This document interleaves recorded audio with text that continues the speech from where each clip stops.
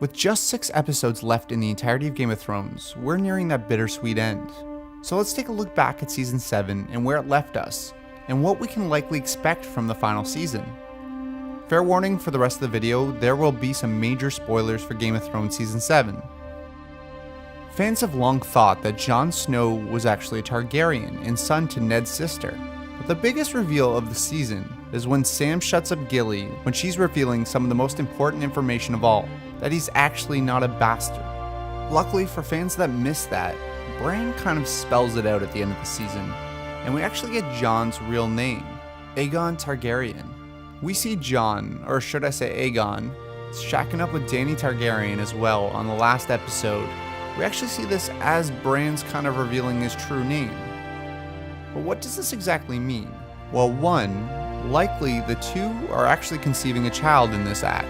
And 2, and most importantly, that Bran's actually going to tell Jon when he returns back to Winterfell that the two are related. Now this is really important, and actually showrunner D.B. Weiss actually said, inevitably, if not driving them apart, it will create real problems in their relationships. Now, everyone knows that Daenerys is no stranger to incest. She was actually originally supposed to marry her brother. But Jon, he might actually have a moral dilemma here about the relationship. Not to mention that this actually puts a fork in their relationship in another way. Jon is actually now the true heir of the Iron Throne. And I doubt that Dany, after coming all this way, is going to shove a bum and move to the seat next to it. Speaking of which, Jon in the final season will finally ride a dragon. Now it's been alluded to in previous episodes. Now it's only fitting when they march on the army of the dead, someone will finally ride Rhaegar, which of course is named after Jon's father. Side note, it's kind of funny how Dany mounts Drogon, named after Khal Drogo, which all I can say is she's mounted him a lot of times. Jon will ride Rhaegar, which is obviously named after his father, and curiously enough, Viserion, the last dragon, who's now an undead dragon and essentially is betraying Daenerys, is named after her brother, who as fans know, betrayed Dany actually early on as well. Now back on the topic of incest, Jaime finally walked away from his toxic relationship with Cersei. This essentially means that when Season 8 rolls around, Jaime is ready to pledge himself to someone new. Might that person be Bran of Tarth? Well, likely not if Tormund's still alive. Fans have been waiting around for the Mountain and the Hound to face off for years. This fight, known as Clegane Bowl, has been rumored to happen at the end of Season 7. As we know now, we saw a little snippet of what's to come in the future.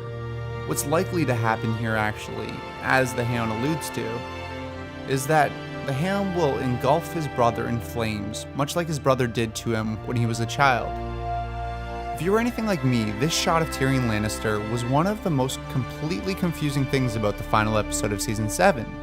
I wasn't sure if Tyrion was jealous or sad or just pondering, but I believe that this shot is likely to show that the Imp doesn't like the bond that Dany and Jon are sharing together, and it will likely cause a wrinkle in their relationship as well. We finally got to see an undead dragon in action. The fall of the Wall was expected, but glorious nonetheless. It's likely that Tormund and Beric survived for the simple reason that is if you don't see them die on screen and you know their name, they aren't dead.